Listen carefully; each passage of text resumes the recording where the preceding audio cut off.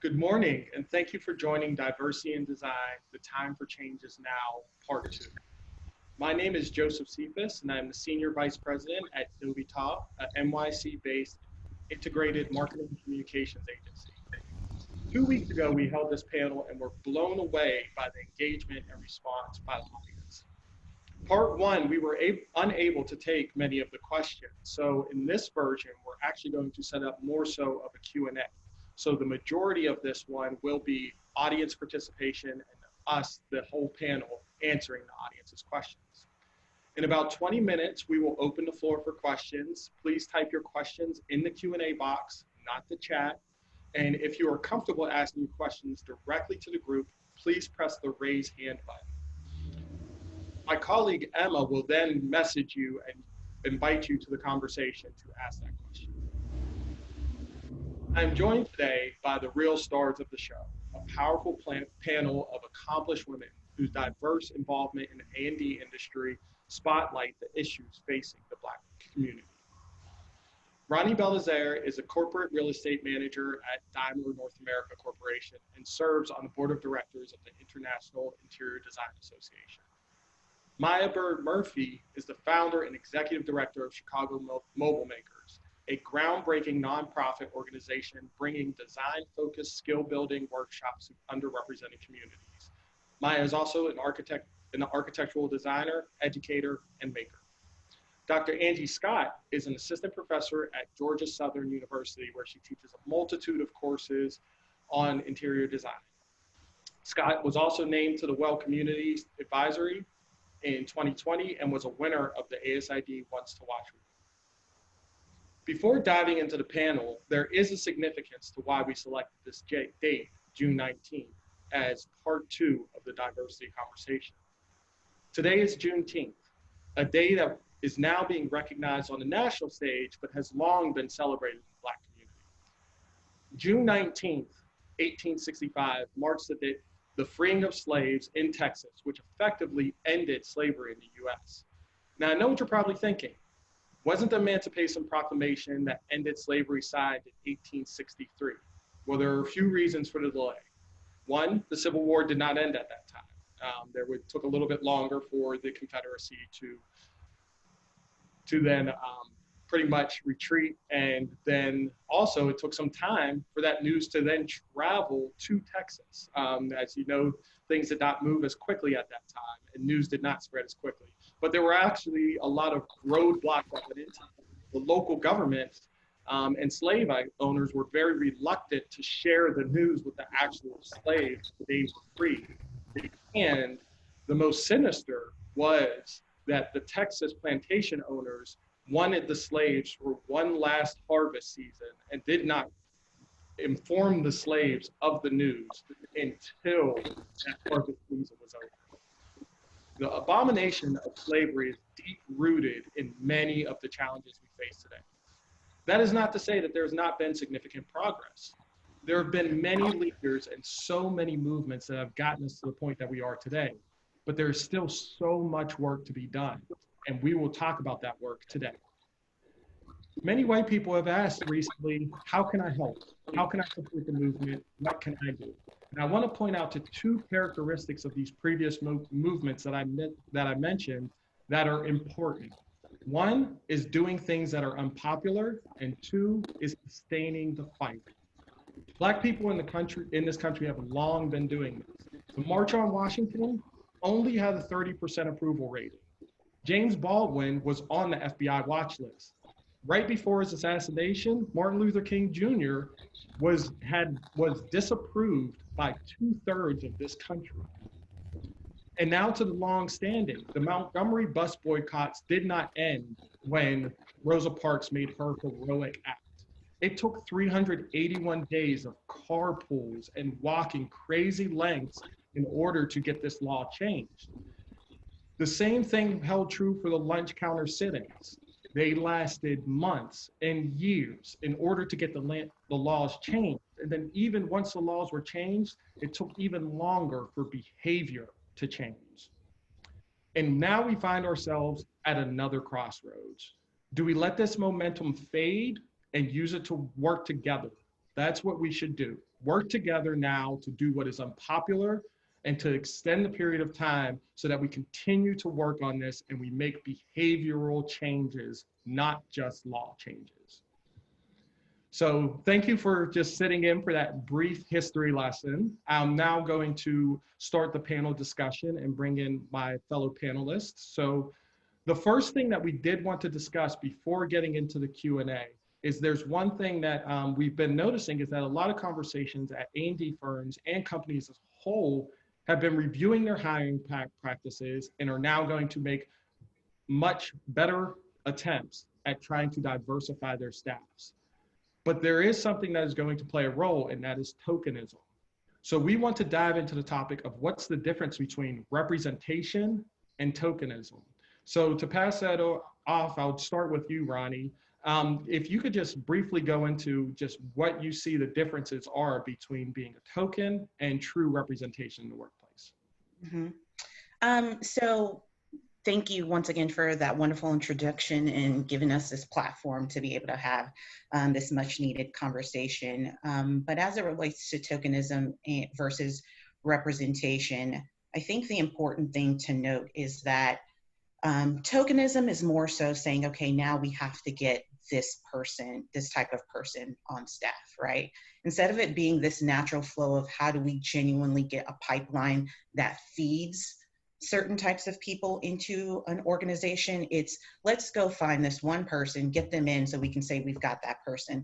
Whether it's to say, hey, we've got one principal at a firm who is Black, or it's to say, hey, we've got this Black woman that sits in HR. Okay, so we're fine. But the truth is that it's not that simple. It's about making strategic moves that allow for that pipeline to flow into your organization without it being this one-off measure of saying you achieved it by having one person. The true measure would be if the country's population reflects a certain percentage of whatever minority group that is, then your organizations should thrive to reflect that same quantity, right? So instead of it being, hey, we've got one or two, let's see if overall, if our organization has 100 people, then 13 of those people are African American, or 7 of those people are Asian, only so it can be aligned with what the general population looks like. And on top of the tokenism piece of it, sometimes some individuals find ways to applaud themselves. And when I say individuals, I mean white individuals applaud themselves if they are the champion for a person of color, whether it's in their work organization or whether it's in their association or what have you. And I think sometimes that it has a backlash of kind of like that white savior complex that maybe some people just aren't cognizant of or aren't aware of. And I actually bring that up because I was in a situation where when I became the Georgia chapter president for IIDA, I was the first person of color, first Black person to actually occupy that space in 2013. And so obviously it's recognized, it's known, you can see it on the wall of past presidents. So it's known, you don't necessarily have to say it. And I remember when I was getting inaugurated that someone came up to me and said, we knew if anyone could do this, it would be you. You would be the first Black person. And I thought to myself in that moment, like, okay, are you saying that I'm a quota? Are you saying that I'm fitting the bill of you being able to say that this chapter is diverse because it finally elected a Black president? And in that moment, it took away what should have been an exciting opportunity for myself, because it wasn't because I was Black that I got the role. I got the role, or I was elected to it, because I was the most qualified in that particular point in time. And it just made me feel a little smaller than what I should have felt in that moment, that night that I was inaugurated. So I share that story just to make sure, as our existing allies and people who are going to become allies start to move into this space of advocating on behalf of minorities, that they really consider that approach and make sure that they're paying attention and cognizant of not diminishing someone's capabilities in the effort of trying to say that, hey, we did this. We got someone who's a minority here. Can I add to that, Joseph? Just one quick thing.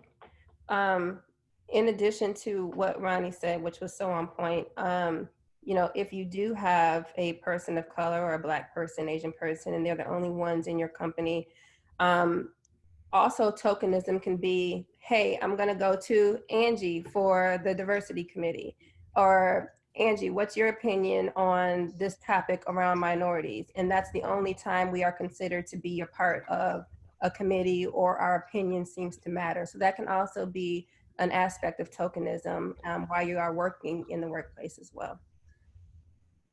Good point. You want to speak on that? Sure, I'll just talk a little bit about personally what's happened with me. I've worked at a few different architecture firms and have always been the one Black designer. And I think one time there was another Black woman, which was a real surprise to me. So I've always been the token Black person, and usually that is a negative where, you know, I have felt less respected. I've felt like my work was not respected as well as others. And I think going to what Angie just said, it can be also negative in a different way, where we're also asked very often for advice, or I think right now we have this really different problem of a lot of people wondering what they should do in their own companies, and sometimes the easiest thing is to say, oh, I should go to Maya because she's the Black person and she'll know how to fix these problems. So I think we'll get into this later also, that, you know, just because we are Black doesn't mean that we have the answers to solve, you know, organizational problems. Great point, Maya. That's a great point. Yeah, and that's one of the things, one of the biggest issues that really happens within the Black community. One of the things that, one of the biggest sources of frustration is there's this problem, you know, the problem of race in America is oppressing Black people. And it's, that alone is the cause for significant trauma and anguish throughout the day and of your everyday life. But then you're often denied that it exists. There's still a big population of this country that does not think this exists. And then a lot of times the ones that acknowledge that it exists then say, okay, this problem is negatively impacting you. Now you're the one that needs to be called on to fix it. Each one of those things becomes increasingly frustrating. And it just causes so much, it makes the problem even worse and just exacerbates it. And that is not to say that, you know, there are many people, Black people, who are like, yes, I want to be on the diversity committee, but they should have the option to say no, you know, and that should not be the only thing that they are called upon. I remember one of my favorite ESPN personalities was talking about it, and he was saying that he was invited to a conference to speak on diversity, and his colleague was asked to speak on economics. The Black man that was asked to speak on diversity has 2 master's degrees in economics, and he was asked to speak on diversity, and the white colleague had a degree in political science. And it was just like that was just completely off. And that's so often cases that you're not asked to actually present on what your subject matter is. And I see that happening a lot right now. It's just happening so much of that. There's so many discussions that are happening where the Black people are not known as the subject matter experts, and that they may even bring in some of that diversity conversation into that other subject. So it's like diversity should be a part of every discussion and not just the discussion of diversity. It should be across all subjects. Before we open it up to the audiences, anybody else have anything they want to add to this, to the tokenism?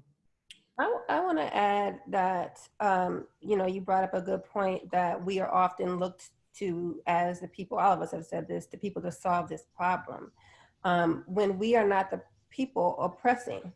So I would really strongly suggest you all as white people thinking about what your culture has done to oppress people, and think about, okay, well, how can we solve this problem that that our group that we are connected to has created, versus looking to the person who has been victimized for the answer all the time.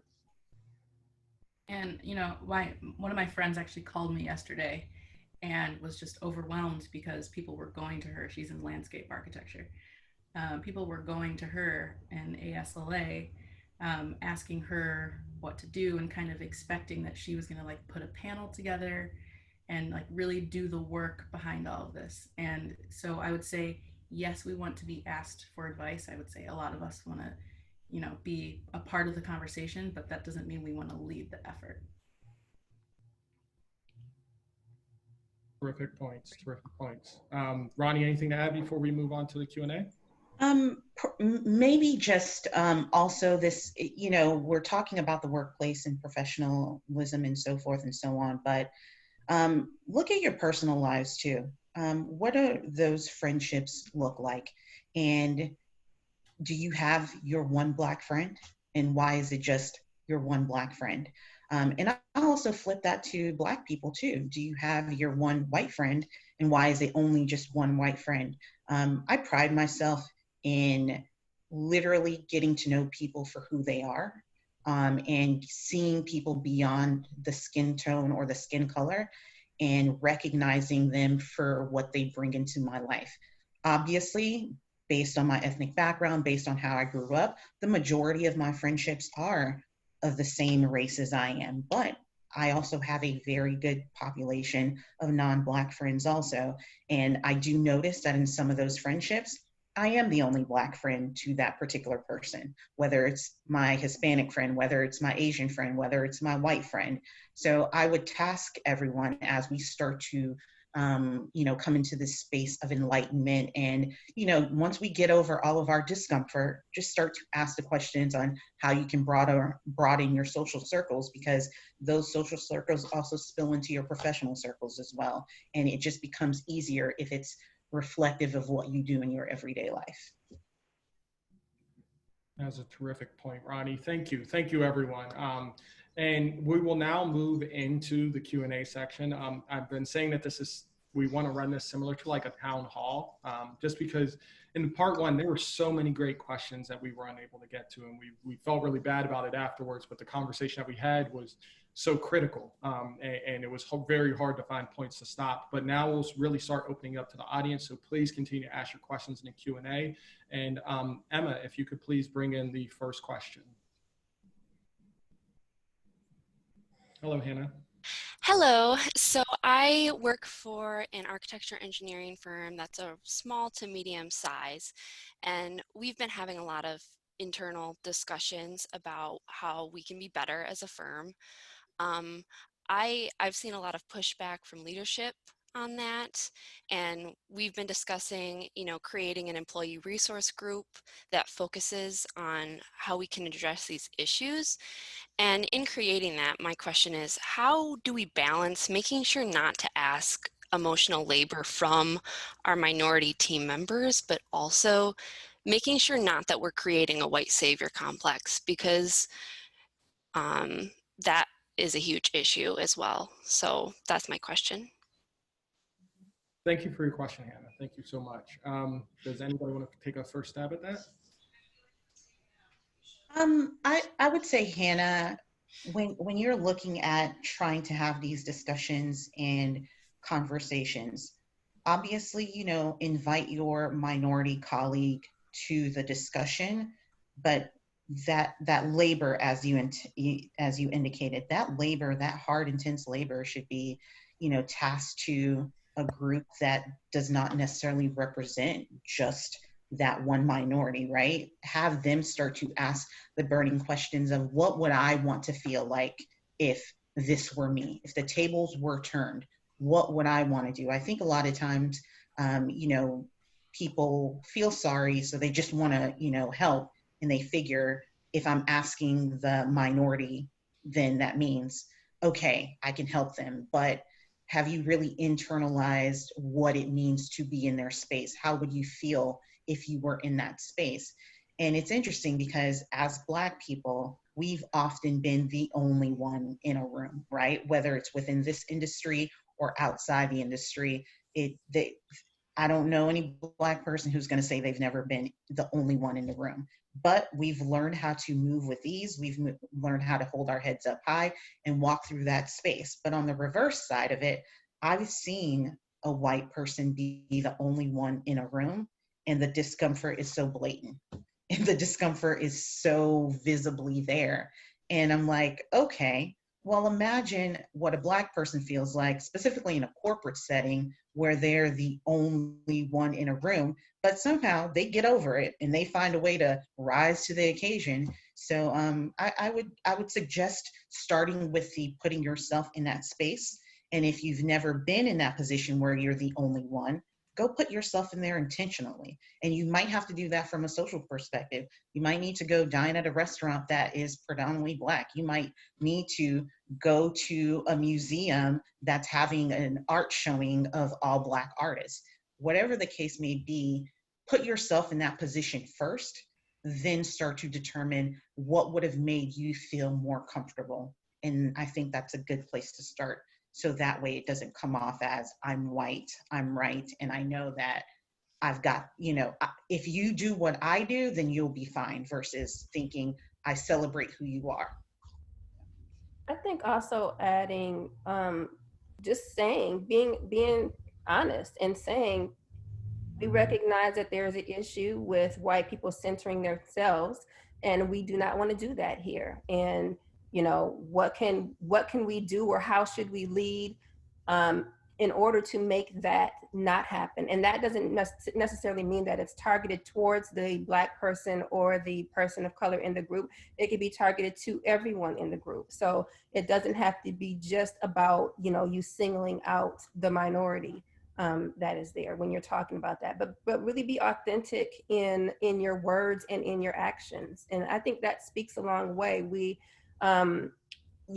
because we have been treated so marginalized, a lot of Black people do tend to look, kind of wait to see how things are going to play out, to see if this is somebody we can trust, and are you really going to do what you say that you're going to do, or what you're intending.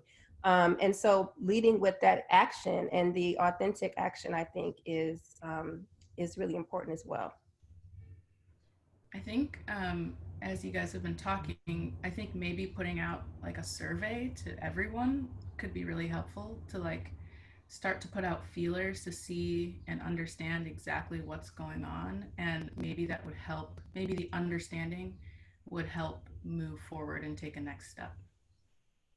Yeah, those are all terrific points. And yeah, and I really like what Ronnie said there with, putting yourself in those places. And back to like kind of what we were saying with the last conversation of the savior complex, it's like most of the times, the overwhelming majority of times, Black people can know and see it immediately when a white person is trying.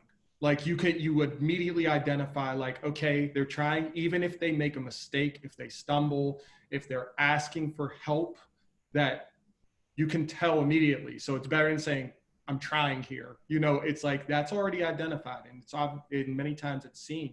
But then also it's understanding that sometimes you're going to try, and there's going to be a person of color that's going to tell you that what you're doing is wrong, that it's going the wrong direction, that's a mistake. Taking that and not giving up, but accepting it as feedback, and then going back and doing better next time will go a very, very long way. It happens in the Black community all the times. We check ourselves constantly. I can't tell you how many conversations within our family that we've had where we've come from different perspectives on issues, and we're just like, okay, we're going to work through this, and we have this opinion, and it's okay to have that dialogue. It's a lot harder when it's a white person and a Black person, because once the Black person says that this is wrong, it is often seen that the white person will give up. But no, it's constructive criticism. Like, you can do this better, and there's a better way to go about this. So thank you so much for your question, Hannah. Emma, if you could bring in the next question. Hello, Kathleen. Hi, sorry about that. Thank you all very much for this authentic conversation. My name is Kathleen Margolis. I work with large A&E firms across the world, US based primarily, and I'm currently doing some research on their new normal. And in it, and consistently, the issue of diversity comes into the conversation in the new normal focus, which is encouraging. Everybody in the business has to address the critical issue, have the critical conversation you all are leading today. So my question to you is, are you observing any current A&D businesses that got it right, that you admire for their culture of diversity? That's a terrific question, Kathleen. Great question. I've seen, I'm not I haven't been in their workspace physically, but just looking at different things, initiatives that they've had, and different posts that they are putting out on social media. I think Perkins and Will has done a good job in showing diversity, and including the leadership that they have in their firms across the country, the different projects that they work on, the different discussions, the white papers, the research that they put out as well. I've been impressed with what they've been doing. And it didn't just start now, it's been happening. And that's key for me. Angie, I would tend to agree with, I feel like I should say Dr. Angie, because I mean, you've got a PhD. That's not anything for us to sleep on here. So I'll say Dr. Angie. But you know, I agree with Angie on that. Having been inside of various sized architecture and design firms, and now I'm on the client side, so I'm a bit removed over the past 2 years. I can definitely say from a global standpoint, it appears that Perkins and Will has done had already started the difficult work of having those conversations. And it's not to say that other firms weren't diverse or other firms weren't doing diverse initiatives, but it's as if Perkins and Will actually like celebrated it on a larger scale, from the fact of them having diversity officers, and it not just being, wait, we've got to figure out how to like do this. They literally found people and put them in those roles to specifically target that initiative as a whole. So I think I would agree with you on that.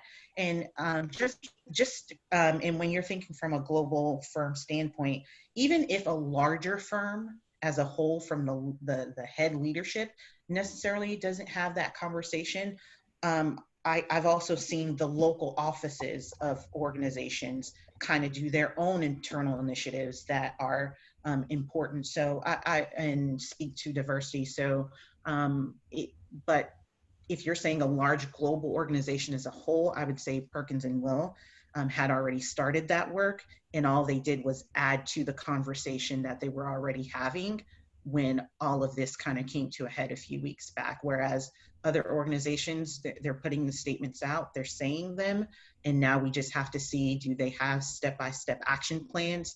I know that I saw my former employer, Gensler, actually like lay out an action plan. So I'm curious to see how that is officially, you know, presented. I know 1,000,001 great minorities within that organization, and granted, I'm exaggerating by 1,000,001, but they have a diverse work base. But let's see how that diversity trickles up the ladder, and based on these initiatives that they set forward. But that's my thoughts. I was actually going to also shout out Gensler, at least in Chicago, because I know that so many Noma members work there. I've been to their office and just have been shocked by all of the Black and brown people that I see. But they also have been doing that scholarship for a really long time. So I feel like they have also been kind of walking the talk as well earlier, and not just now. And those are all terrific points. The first one I was going to bring up, Dr. Angie, was Perkins and Will too. That's actually work that Gabrielle Bullock is doing is phenomenal. She's the former chair of IIDA and works at Perkins and Will. The work she's doing has been fantastic. And yeah, so that was when I was the global diversity leader as well. So, yep. Yeah. So Perkins and Will's been doing a good job. And one that I think has been doing a good job, I'm not sure of the diversity of their actual workplace. I was going to use two different examples. One for the workplace, I think that Perkins and Will's been doing a good job. But as far as the work that they're doing for social justice issues, one of the ones I was going to bring up is mass design.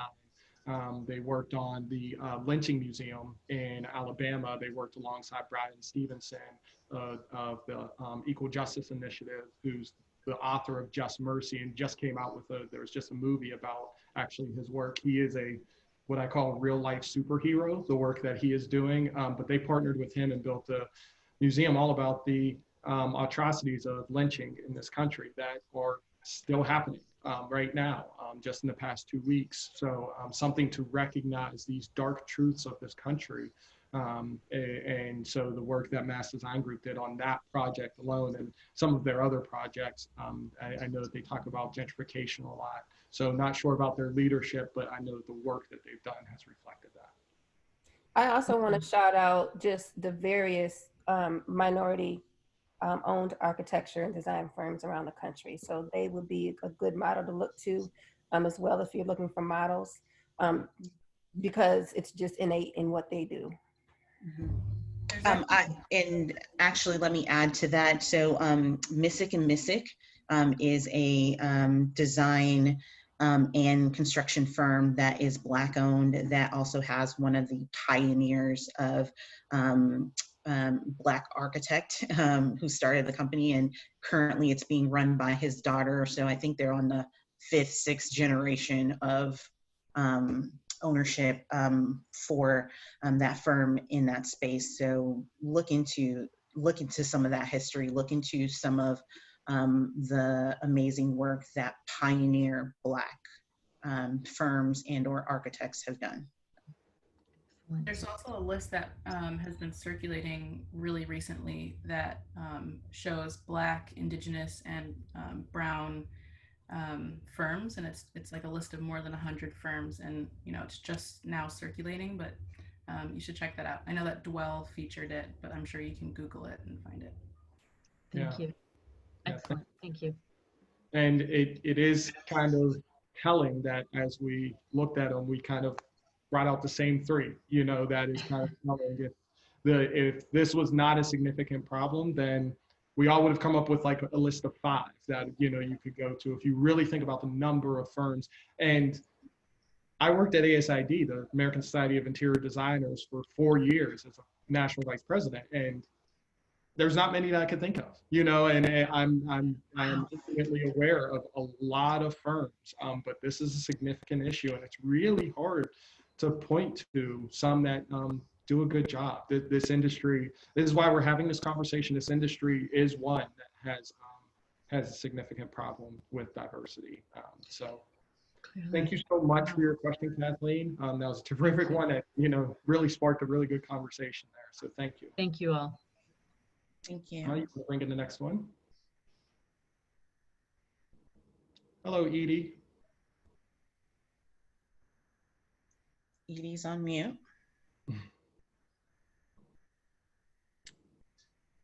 Hear me? Yeah, there you go. There we go. I'm Edie Cohen. I'm the deputy editor of Interior Design magazine. I'm headquartered in Los Angeles, and I want to start out by thanking you for this very informative and heartfelt conversation. It's really touched me. You started out by saying you are often the only Black person in an organization. Personally, how do you overcome those feelings of isolation? And what can we do? Can I start out with that? Yes, please, Angie.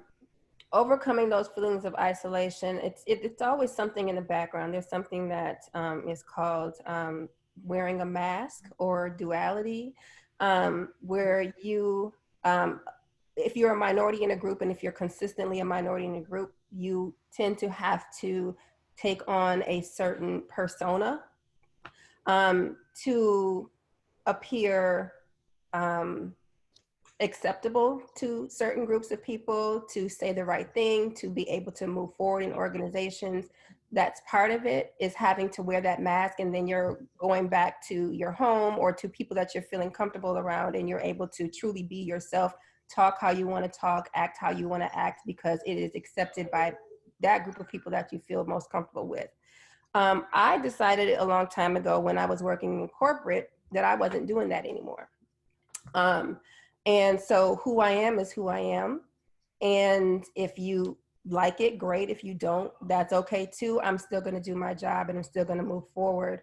I think it's pretty, it's very, I think as Black people specifically, and that's my experience, it's just something that we have to deal with. So it's not something that we really dwell on that much. It is hurtful, it's painful when you stop to think about it, but it's just kind of, this is just business as usual, and this is just how we survive and how we have to act in America, and possibly other countries around the world. So it's just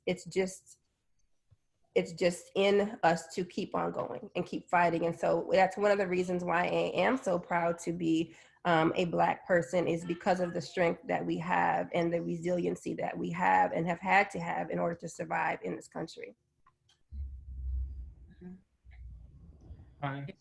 Yeah, I would say that over the years, I've learned that like home is really important. So, you know, because I don't feel as comfortable at work, and I would say, Angie, I've done the same thing where I kind of stopped trying to be two different people and I'm just trying to be myself, but that has also come with repercussions. So I know that like I'm really safe in my home, and so like I've gone far to like decorate it how I want, and I have 2 dogs, and so that's kind of the place that has been my safety spot. And I know that that's a place I can go after leaving work and after, you know, going through a hard day. So that's become really important for me.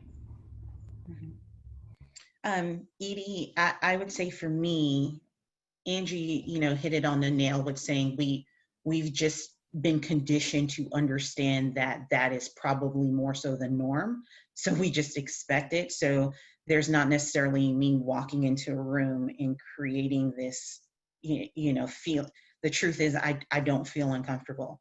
I had the privilege of being able to go to a historically Black college and university, Florida A&M, as the first place that I got a degree. And in that space, I got to see Black people from all over this country, even Alaska, which I really didn't think Black people lived in Alaska. But what that college experience did for me is it allowed me to see that there are a variety of Black people who are achieving at a high level, who can actually do amazing things.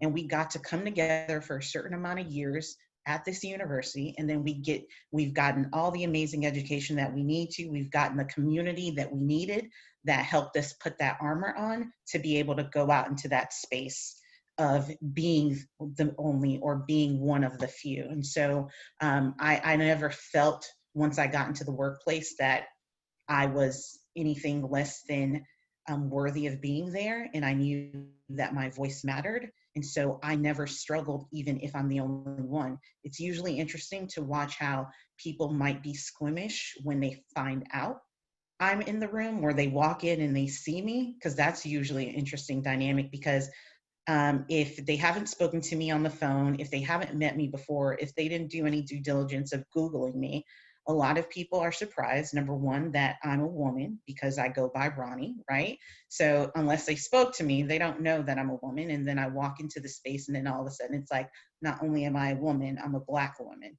And I actually get a kick from that. So it actually gives me a little something to feel excited about, because it's like, yep, you're about to take me in all of my Blackness. Let's see how you do today. And being in a position now where I actually get to hire professionals to do work for us, it's an empowering feeling. And yes, a lot of times I am very much so the only Black person in the room, but I don't come to it from a place of discomfort. I come to it from a place of power, and knowing that there are people who came before me to allow that to happen for me.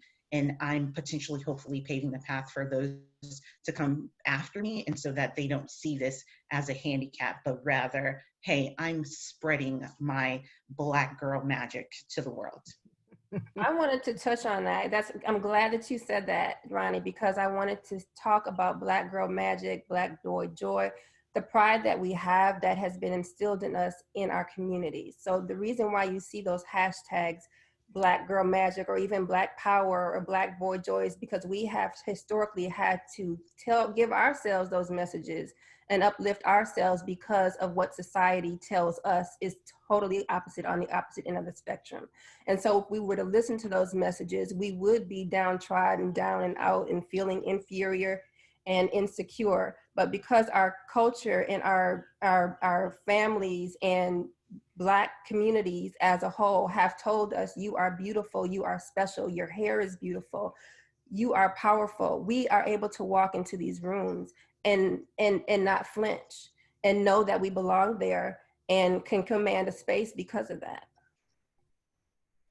Yeah, those are all terrific points, and it's telling that we've all been in that situation, and it's kind of telling of our careers, you know, that we've all gotten to the point where we were like, you know what, we're going to stop that duality, you know, like, and because I went through the same thing, you know, the way I dressed a certain way was always the same way, but about 4 or 5 years ago, I started wearing suits and Jordans everywhere I go. Everywhere I go, that's the way I dress up. And I say I wear the Jordans because I love them and it's for the culture. You know, I was like, this is the way I'm going to dress. And I don't care what you think about it. But I did not get to that point until I was a vice president. You know, until I was really at the point and comfortable in my career. And I was like, you know what, I can kind of do what I want because I'm a little bit in charge now. But when I was first on the last call, the last panel discussion I brought up when somebody told me that I dressed too urban, that was pre me wearing Jordans. That was when I was following the dress code to a T, and it scarred me for about 7 years where I was like, I was very, very, however everybody else dressed, I did one higher. If it was business casual, I was business. I was like, I will never let myself be in that position again.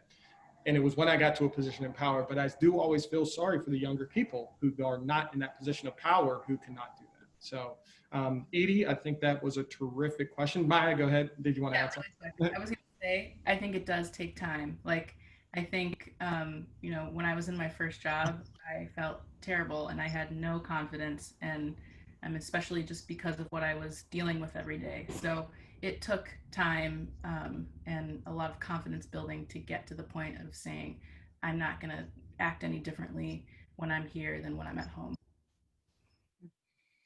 And sorry, Joseph, I'll just add to the end of that. So Edie, I think ultimately you've got 3 very different responses that somewhat still led to the same thing.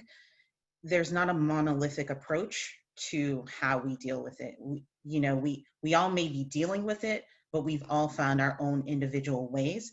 And so I don't think there's going to be a monolithic response on helping.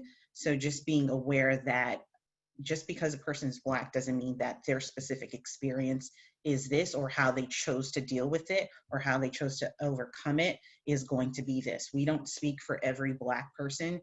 Just the 4 of us, we had 4 very different answers. So just, try to be mindful of that we're a colorful people, not only just by our skin tone. And so being able to appreciate the nuances of each individual person's lives, make sure that that's part of the equation as you're contemplating your approach. Thank you. And that was a terrific question. One other thing that I wanted to touch on in there was what Angie originally brought up was that, you know, we're used to it, and that, you know, we kind of deal with it by going home, going into our safe spaces. You know, me, I use my family considerably. You want to talk about isolation? I have a brother who's the department head of Africana Studies at Oklahoma State. So if you could believe somebody being isolated, imagine being that at Oklahoma State. But, you know, we really use family to talk about it. But I think one of the things that's overlooked in the Black community is oftentimes that does cause trauma, that always suppressing your feelings in certain situations. It really does a lot to the mental health of people in the African-American community. And there's so many other things that go into it. That's a deep conversation of mental health and hiding so much and so much trauma that you see around you and that you experience firsthand. But one of the things that is that oftentimes when you feel that isolation, and then you feel it for a long time, and then you have to go get a quick escape, and you have to have a little respite where you go to somebody else and you're like, okay, I'm going to talk to you, I'm going to talk to you. That wears on you over time. And it's very rare that is discussed. It's really only recently that's really been discussed of the anguish that causes for us. Mm-hmm. So Edie, thank you for the question. That I think that questions like that are one of the things that are often overlooked, of just like understanding the thinking of Black people in these spaces. I think is oftentimes overlooked, and that if you can somewhat understand the way we think and the way we feel in those situations, I think it can help you be mindful when you see those situations and know the people that are experiencing them. So thank you for that terrific question. And thank you all. Okay, Emma, you want to bring in the next one?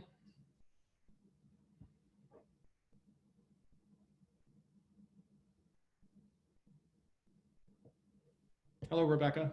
Hi, good morning. Can you hear me? Yes. Awesome. Well, first of all, I want to thank you all for this conversation. Thank you for having part 2, and part 1 was wonderful.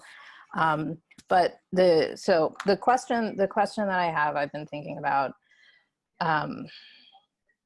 how would you recommend that people can take companies, organizations to task about the performative statements that they've been posting on social media? I'm sure you've seen, there has been a huge effort of very well-crafted and well-intentioned statements that are being put out on every platform possible about what design firms, manufacturers, and everybody else are doing to move forward and sort of create change within their organizations. Some of these companies have deleted comments and turned off commenting on these posts, which clearly says that they do not want to have a conversation about it. How would you recommend taking these companies to task and saying, well, it's really great that you put out this statement, but why don't you want to talk about it? Well, go ahead, Ronnie. Good, Ronnie. Okay. Hey, Rebecca. Thank you so much for asking the question, because I think there obviously is a Black Lives Matter marketing campaign going on at the moment, and every organization is in some way forced to at least say something, right? Because they're going to be damned if they don't. And obviously the ones who were slow to respond, sometimes you have to ask the question, why were you so slow to respond? Why weren't you ahead of the curve? And I think we just have to stay vigilant in calling, that out, asking the questions. If they put out a statement, ask the questions about what's their measurable goals. And if they've turned off commenting from a social media standpoint, we write letters to these organizations and they can't ignore them forever if we continue flooding them. And, like I said, some organizations have officially put out action plans that you can see what it is that they're going to do. So you can go and follow up on those action plans. And for those who haven't, we just have to ask the question, so what are you going to do? Aside from saying you believe Black Lives Matter, or Black professionals matter, or Black design professionals matter, what are you as an organization doing? And we just have to ask those questions. And and sometimes you might need to go into your leadership's office, whether it's, locally from your office perspective, regionally, or from a global perspective, make them uncomfortable.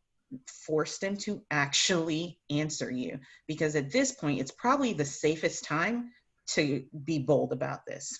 Because if somehow you get reprimanded for it, everyone knows why you got reprimanded. So I think there's got to be a little bit of courage from us as individuals who may not sit in the places of power that make the organizational goals to actually just ask the questions and continue asking them until you see measurable change. But I don't think there's this one beautiful list of how you go about it.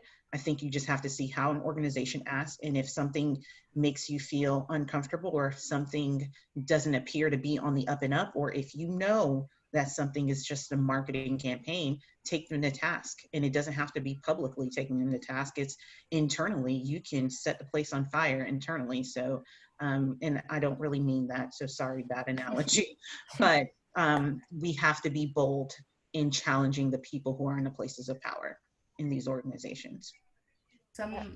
Here's a good example of something that I think was really great. Some of my friends from an old firm have kind of created this committee really quickly, and have written down a long list of action items that they want to see from the firm. So they didn't go to any of the leadership yet. They organized with them just themselves, and then they're going to present to the leadership. So I think that was a really organized and smart way to go about it. I think also, in addition to asking them to show, measurable, like a strategic plan, a measurable strategic plan on how they're going to go about doing this. Also, I think we as a design community, we can decide whether we are going to do business with certain people. We can decide whether we are, because this is a human rights issue. Okay, this is not just Black people hollering because we feel unheard. Like this, we have been marginalized and mistreated in this country, and so this is a civil rights and human rights issue. And so, are you going to do business with these companies? Put pressure on your leadership and ask them to divest if we start to see people, if they have these, flashy graphics about Black Lives Matter, or if they put together these plans, but then, down the road, a year or two, you still see no movement, you still see no action. You can take action with your dollars. Those are all terrific points. And to Ronnie's point, and kind of mine, it's a little bit of both, is that in this time, is that you've seen so many things come out and so many people of power that are in a power position, that now there's a lot of information coming up, years of mistreating their staffs that are coming out right now. And, we've seen it at Bon Appetit, where the editor-in-chief was out and things. And there's just a lot of places where this is happening. And that's because the people are finally feel safe to speak up. To all the firm leaders and all the people in power that are on this call, you need to make it that it's a safe space to talk about these things within the company and actually make it an HR policy that you're allowed to do this. It's just like reporting to OSHA of workplace injuries and things like that. That was oftentimes silenced until laws were passed, and that HR issues, you had to report certain things, and that you can't have any penalty when you actually report these things. There should be no penalty if somebody calls these things out, because the fact that they all come out so quickly now when people feel safe and a little bit empowered shows that they've been dealing with this. The whole staff of these organizations have been dealing with this and not felt safe enough to speak up. So it's on the leaders of these firms as well to say, you're allowed to do this, and to the HR departments to say that this is a conversation you are allowed to have and issues you're allowed to bring up. Can I also add to that? It's an HR issue when people come to HR with kind of false accusations against people of color. An example would be what happened in New York with the woman who called the police on the man who was bird watching. Where something is not really, because you feel threatened because you're not getting your way in something, then you decide that you're going to do something harmful to this person's career. And that happens a lot of times to minorities in organizations as well.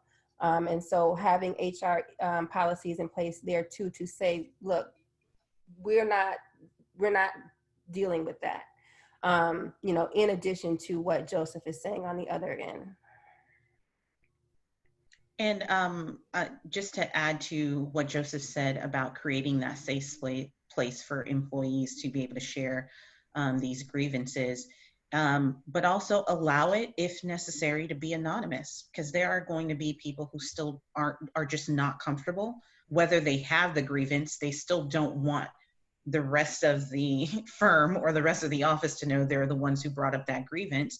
And it's fair. Like me, I would just ask the question, but I get it. There are some people who aren't in that place. So allowing that there be duality in either you can come to me in person, or there can be a safe anonymous space for you to also do this. So that way it can be telling and no one, and maybe in a way the anonymous question actually allows for it to be received a little bit better, because they don't know who asked the question. And now all of a sudden it's like, wait, this thing's staring us in the face, and it could be any one of these hundreds of employees that we have. So also have HR, because I've worked at multiple companies that there was nowhere to go, and had to, like, sometimes I would talk to other employees and, you know, never know exactly who I could trust with my issue. And then nothing was ever solved because there was no one to there was no designated person to go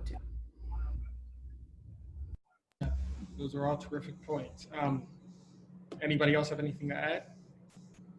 Okay, well, thank you so much, Rebecca. That was a terrific question. Thank you. Next one, Emma.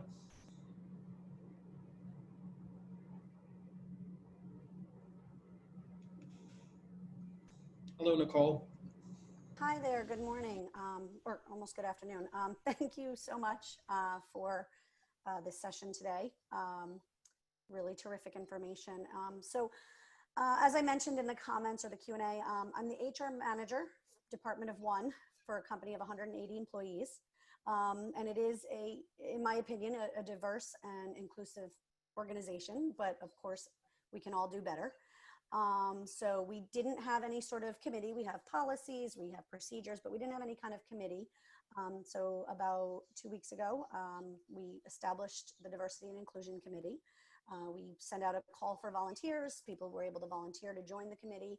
I do feel that it's a good representation of our demographics across the company, which is nice. We are headquartered in New York, so you know, that's it's a lot of important things going on in terms of, you know, the company and the environment and everything. We're currently starting out with a mission statement. You know, I had a lot of excited committee members who were like, okay, let's plan this and let's do that. And I said, let's start with a mission statement. Let's think about our goals. What do we want to accomplish? We're talking about education, both internally, externally, how we can celebrate diversity, how we can acknowledge all types of diversity. And then once we have the mission statement solidified and approved by all the members of the committee, we'll determine how we're going to share that information with the rest of the organization. I want to keep things internal first. I want to really establish our internal goals, because I have my own concerns just from seeing sometimes how companies can be portrayed in the media of, you know, I don't want to say, but like jumping on a trend. You know, I want to make sure that what we're doing is genuine and is visibly genuine and meaningful action, not, you know, a company that decides to take its logo and rainbow it for, you know, pride reasons. So I really want to make sure that our genuine goals are clear. Other than surveying our employees to find out what they see as important, what are some other things, you know, or are there better approaches that I'm not thinking of? I think one of the issues is, and that you might run into, is that people don't realize that they have a problem, that there is an issue. And so implicit bias comes into place. And so I'm wondering if it may even be helpful, as you are starting to do this, is to have some implicit bias training in your organization, where people can recognize, oh, I actually do, or, you know, feel this way, or unconsciously feel this way.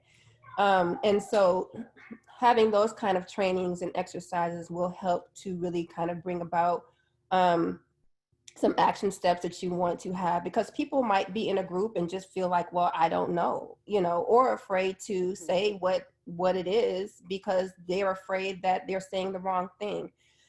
So having some training around that initially might be a good path for you to start the conversation and for people to understand really what is their bias. I love that. Yeah, and one of the difficult things here, I will say for companies is with everything else that really the community does. I mean, it's not unique to architecture and design, but it's really all industries, is that they share best practices. You know, a lot of companies share best practices. It's difficult to do here. It is very difficult to do because if you come out publicly, there's a chance that you could get some blowback that what you're doing actually is not that good, and things like that. But this is where I go back to what I said at the top, where some of the things might be unpopular and being able to take feedback. So yes, I think there are some things that firms are going, if firms actually start implementing change, yes, they're going to have to really start sharing that information because, like I said, this is an industry-wide problem. And if somebody starts to actually build towards good solutions, I think they should share it. I think they hold a responsibility to share it amongst the industry of what other firms and other companies can do as well.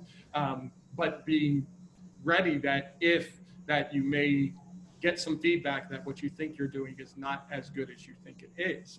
But I think that is a risk that it does need to be taken if you are committed to improving the industry as a whole. Mm-hmm. I would say consult someone who does this for a living. Like find a diversity and inclusion person who can actually tell you what has worked and what hasn't. I'm sure that somebody has that job to say, we know that these steps will have this outcome, and so go to the experts. They'll be able to help, I think, a lot. To add to everything everyone else said, Nicole, first, I appreciate your awareness of the fact that this could potentially start to look like a marketing campaign versus actual organizational change. But to Joseph's point, sometimes you have to actually put yourself out there because there might be feedback that you didn't know you needed to receive that come out because of that.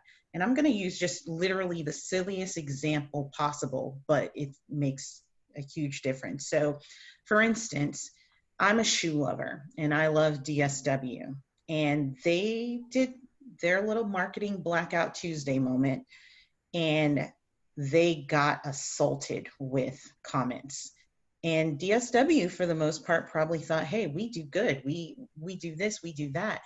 And as you read through the comments, what became something that was a theme, which they were probably blind spotted by, they didn't realize happened, is all their social media influence partnerships were with mainly white people. They didn't have people of color.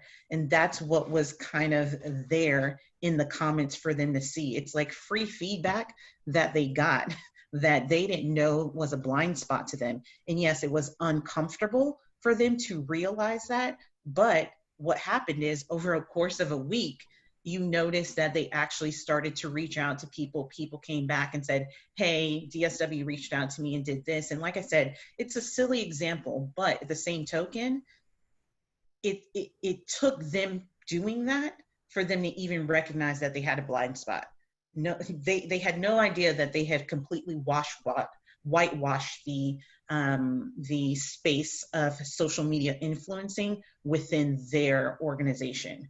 So just be a little vulnerable to that, Nicole. And I know it's a little scary and you have to think about the overall health of the organization, but I think it'll make your organization better because internally you might not get those answers, but if you kind of put it out there, you might start to see things that allow you guys to start to think about what your blind spots are. Can I add to that? As a researcher, I think that is so on point because a lot of times in my space, in doing design research, I'm one of the only people, or there are a handful of people, usually minorities, who are doing research on these types of diversity or inclusion subjects. And a lot of times they are not picked up. They're not published because the people who are the reviewers may not understand this perspective. and they put their own ideas on what this perspective is. And so I think it's important for not only people of color to be doing this kind of research, but it needs to be across the board. People find that this is important and do this research and putting this information out there, so that then we can start to have this body of knowledge that we can pull from and see what best practices are. That's a terrific point, Angie, and I'm actually going to circle back to that in a little bit. What you bring up of the supporting or occupations that go along with design and architecture. So I'm going to come back to that. But going back to Ronnie's point, one thing that she brought up, it actually tied two conversations together of DSW learning about but they kept their comments on. If they didn't have their comments on, they would have never learned about that blind spot. So, you know, I know there's a lot written about cancel culture, you know, and like, you know, saying somebody's canceled, saying this is canceled, saying we're cancel this, we're cancel this. But what Angie brought up earlier is a perfect point of like, your dollars do matter. Who you do business with does matter. And if there's companies that do things like that, that think that they're doing something, but then they don't learn from it and they don't change. And then there's the companies that don't put out a statement at all, you know, like statement for me, the statements are essentially what Black Lives Matter should be. Black Lives Matter should be the bare minimum. Like, to say that somebody matters is the bare minimum. There's so much further to go from that. And somehow that became controversial. Like, putting out a statement on what you're going to do should be the bare minimum. Then you have to take that statement and then put it into action, and then, you know, come up with action steps and actually execute that action and have that action actually reviewed to make sure that it is actually appropriate. So there's so many more steps to take. But like, a statement's kind of like the bare minimum. If you're not even doing that, it's like, how are you even going to start this conversation if you're not even looking in to say if there's a problem? Just a random point, but there's actually an entire conference about this. It's called Design Plus Diversity, and it's every year in the summer, and it's great, and all of you should check it out because this is everything that they talk about. Terrific. Okay, Emma, if you want to bring in, actually, if you want to ask a next question, I know we've had a few questions that have come up as anonymous, but don't want them to be ignored. So if you don't mind just reading out maybe one of the anonymous questions so we can answer it. Yeah, totally. So the first one from an anonymous attendee is, how do we promote young Black designers who want to become architects and designers in schools? I'm actually going to pass that one to Maya. You want to take that one? Yeah, well, the way that we're doing it at Chicago Mobile Makers is that we go into schools. We work with people ages 8 to 18, and we go into schools usually and do design thinking and problem solving workshops. If you work at a design firm, a really great way to, you know, get into the design education space is to, you know, offer a workshop at your office, or you could bring volunteers into a school and do a workshop. So there are a lot of different ways that you could engage young people in design and try to, you know, start getting their interest towards civic engagement. Perfect. Yeah. I think we can also do a better job as far as recruiting people from universities, going into fairs at high schools and talking to students about the profession of interior design and or architecture. I don't think that we do that much at all. And so I think that in addition to what Maya is saying, because I absolutely agree and wholeheartedly believe that we need to have more presence in our lower grades and start them off younger, but also having representation from universities come into high schools and career fairs and show them that this is a viable option and a major that they can go into as well. Yeah, and we obviously touched on this a little bit last week during our dialogues and discussions, but literally exposing kids, and what Maya is doing with Mobile Makers there in Chicago is amazing, because these kids actually can start to see, oh, here's an option of what I can do. And I think that's where we have to get them. We have to get them as kids, you know, for me not to even recognize, you know, architecture or interior design as a profession until like late high school. And even then, I completely discounted what interior designers do, because in my mind, they just decorate houses at that particular point in time.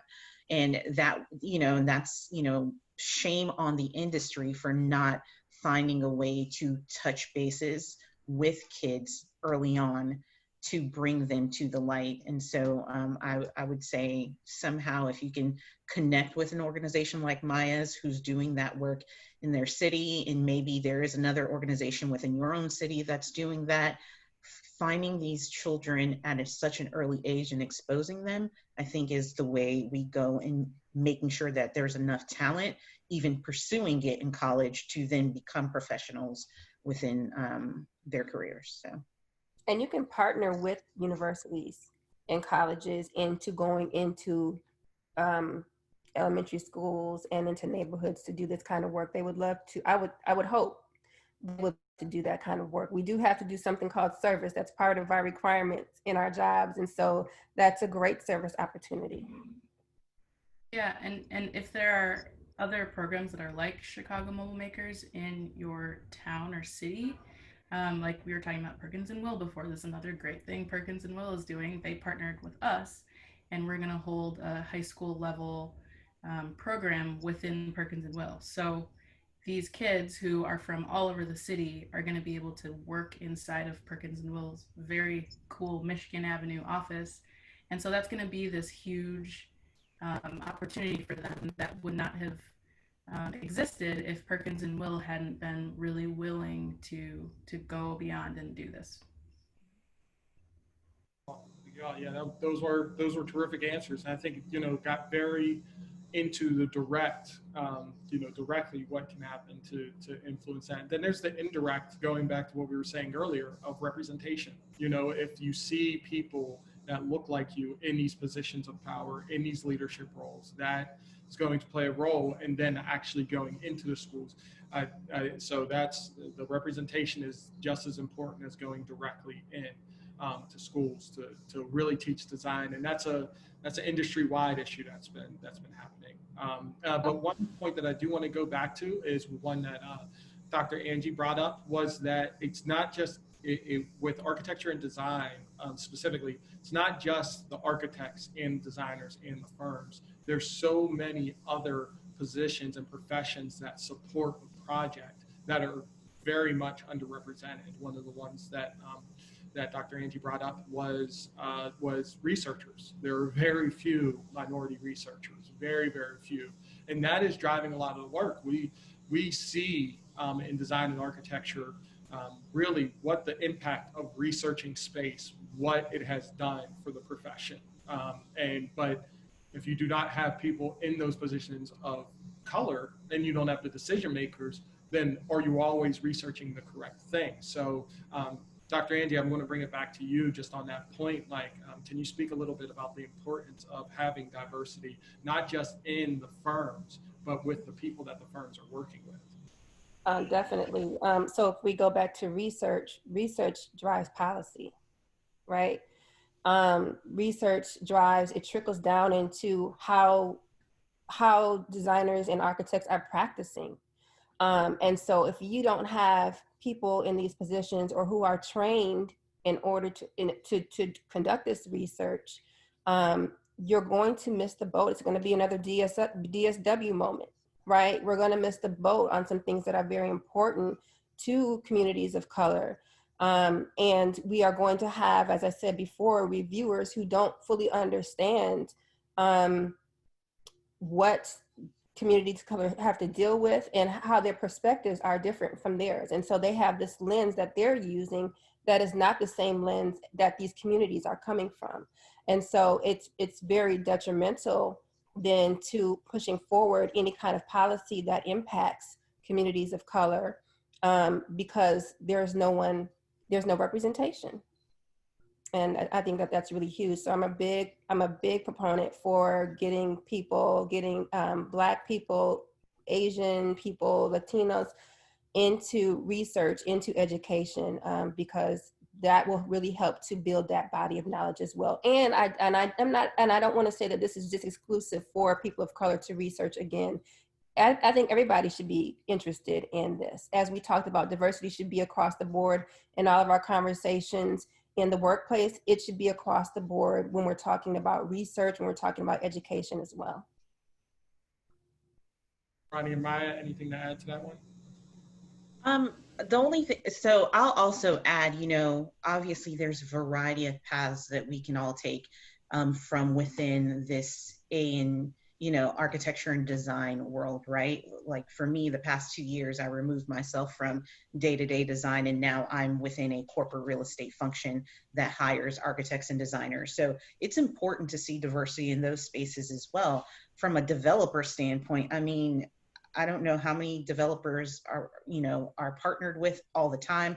I don't know how many developers I presented to as part of project teams trying to win work when I was in an architecture firm.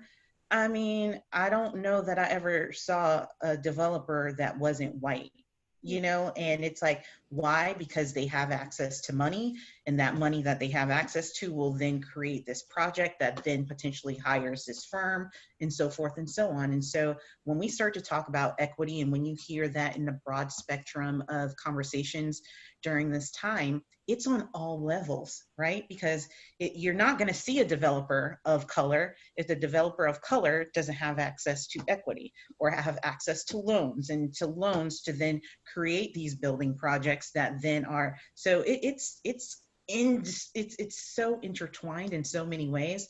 And I think sometimes we don't pay attention to that. We just focus on the little microscope of architecture and design. But remember, your clients need to reflect this as well. And how do we get more clients who then have the equity, who can potentially do some of these projects that would then help to reflect the diversity of the world that we live in? Can I just give one example too? Was really interesting to me. I heard this a while ago. You know how we have those, the no-touch like faucets? Mm-hmm. When they first came out, you weren't able to, dark-skinned people were not able to use them very well because the technology behind it was based on the light. So that it's reading the light that comes from it, depending on whether they can tell if there's a hand underneath there or not. Well, that was created by engineers who were white or people who had lighter skin. And so when a dark-skinned person went to go put their hands, and I always had this issue at first where I went to go put my hands under, and I'm like continuing to try to wash my hands and it won't come on. It was because of that blind spot, because they did not think to consider of a dark person's skin color would affect the functioning of that product, of that piece of equipment. So again, you know, going back to what Joseph and Ronnie are saying, across the board, engineers, across the board, there needs to be representation. Yeah, and technology is a great point. You know, one of the things that we're seeing a significant issue with now is the more use of facial recognition and problems that's causing right now with people of color. So that's a whole nother topic. But yeah, it's the representation kind of it turns light and lets you see these blind spots. I think we have time for 2 more questions. Emma, first, let's do one from bringing somebody in. So if you don't mind bringing in the next question, please. Hello, Liz.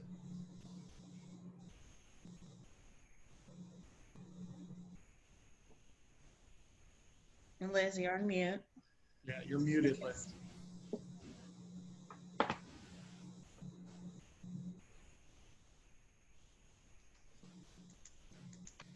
Okay, Emma, it seems that Liz is still muted. So can you ask an anonymous question while we wait for that issue to resolve?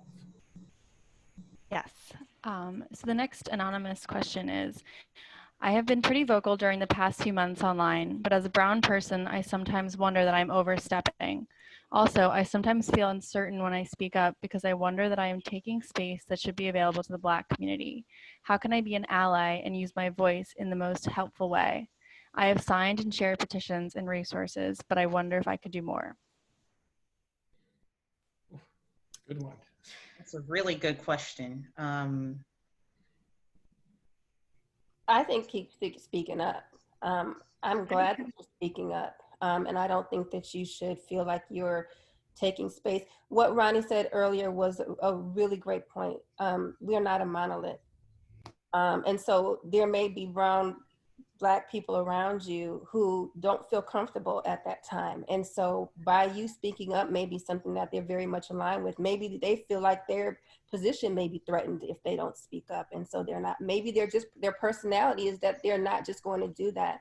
So I say continue to use your voice and continue to speak up. And if you feel like you're stepping on toes, then ask the question if you are stepping on someone's toes, and let them tell you that if they are, if they're not. But I commend you for doing that. I'll add to that. I completely agree. I will say over probably about the past week or so that I have not been able to get out protesting. I have not protested in about a week. Living in Brooklyn, that feels like, you know, I feel like I'm the only person who's not protesting right now. But I was doing a lot of work to prepare for this panel. So I'm like, okay, there's different things that go into activating change right now. And while I'm working on this, there still needs to be other people out there marching. There still needs to be other people out there signing petitions. So everybody needs to be engaged in this. And yes, I would say continue. Because just like Andy was saying, there are introverts in the Black community. It exists. So it's like there are a lot of people that do not feel comfortable speaking up, not because they don't want to speak up, because they are just introverts. And so the more people that are speaking up and elevating that voice and supporting the movement, I think is very much positive. Yeah, I would completely agree with everything Angie and Joseph said. Being an ally just means being an ally, not being an ally when you think it's okay or not being okay. And so your voice is appreciated. And a lot of times you're the voice that probably is going to get heard more than the person who is actually being marginalized. And as you know, you indicating that you were a brown person, a lot of what you're fighting for or voicing concerns for when it comes to maybe Black inequities, they affect the brown community as well. And basically you're advocating for both groups. So keep up the working and don't think that you're taking space away from anyone. Any voice that is fighting against any injustice or any inequality is needed. And it doesn't matter what skin tone or color you are, what race you are. If you're fighting injustice for one, you're fighting injustice for all. Yeah, the only thing I want to add is as long as you're listening and hearing, then continue speaking. So as long as you're not speaking over another, just continue doing exactly what you're doing. Thank you all. That was another great question from. We've been getting terrific questions. I think we have time for one more. Emma, whether it's an anonymous or somebody coming in, just if we could just have one more question. Yeah, I'll ask Liz's. For some reason, it's not really working for her, but her question is, she's having trouble finding Black-owned materials or furniture manufacturers online. And do you guys have any suggestions or recommendations? I will leave that to the professionals. And the answer is it is hard to find because there's not this one source, which hopefully I think over the past couple of weeks, I do feel some lists have been circulated. I don't necessarily have them on hand right now, but be happy to try to email everything I've found over the past couple of weeks where people have been putting their information. I think there's a Google Doc circulating where people of color who have some business that touches design in some way, shape, or form, they've been putting their information in this Google Doc. I don't have it immediately in front of me, but I'll find it. But I think people are trying to galvanize around getting this database together of Black-owned suppliers, manufacturers, and so forth and so on. I've seen more on the residential side. I've seen like Black business owners in the residential space, and I believe Jumbo Furniture is one. If I'm saying that name correctly, excuse me if I'm not. And Bauhaus, Baughus, I think, is another one who does, another woman, I believe she's Jamaican, who has accessory line. There is a article that I saw, and I'll post it on my social media pages if that will help, or I'll send it over to Joseph and he could post it if that will help. But like Ronnie's saying, there's not a lot. Again, so representation is needed, and especially when we get into manufacturers and that kind of thing, there's really very few. Oh, there is one that stands out. I actually just learned about the paint company a couple of weeks ago. It's called Claire Paint, and it is owned and founded by a Black woman. Nikki Chu, I believe, is who it is, but Claire Paint is one. So Sherwin-Williams and all the others that we know of, Claire Paint's coming for you. So. Okay, well, we've unfortunately come to the end of our time. I just want to ask, is there any final remarks that any of the panelists want to make? Okay. Well, I just want to say, I want to reiterate, sorry, I was reading the comments down here. There are some good people are posting some companies in the comments. So if you guys look at those, there's some good companies in there as well. But I just want to say, continue to speak up and out.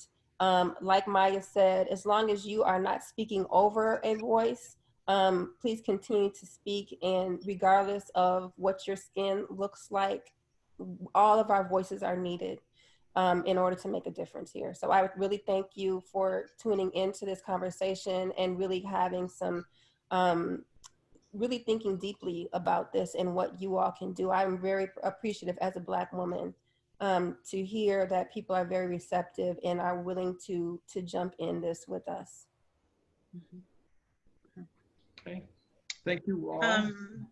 Oh, sorry.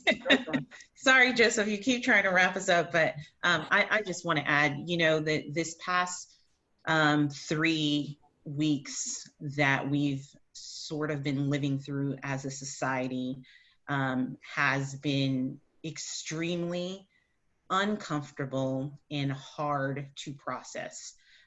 As a professional, it's kind of easier for me to talk in these spaces where it's an audience and it's not necessarily these one-on-one conversations with people. But I find that I personally had trauma that I didn't know that I had, that was being completely covered up by achieving. And now all of that's coming to light. And what I'm finding is I am so uncomfortable with exposing that trauma and sharing it that I can't even have the individual one-on-one conversations that I need to have. I'm starting to get that, get into the mind space of understanding what that'll mean to have those. And I'm slowly but surely going to have them, but just know that it's all going to be good. There's part of me that's like, why did it take so long for people to figure this out? But ultimately, I think it's a good thing. And despite all the discomfort that every one of us is dealing with from every angle, we got to move past the discomfort and just have the dialogue and the discussions, because we have a unique opportunity right now in this space to be able to actually change this country for the better, that ultimately might change the world for the better. So whatever our little parts or individual parts are, let's get out of our uncomfortable space. Let the tears flow. Let the mascara get all messed up by the water. Have the hard conversations with your own individual circles, and start to do the work. And that would be what I would ask everyone to do. Anything to add, Maya? I was just gonna say, like, the fact that we had maybe 300 people on the first one, and then this has been like 150. I think that is such a huge thing that people are tuning in for this conversation.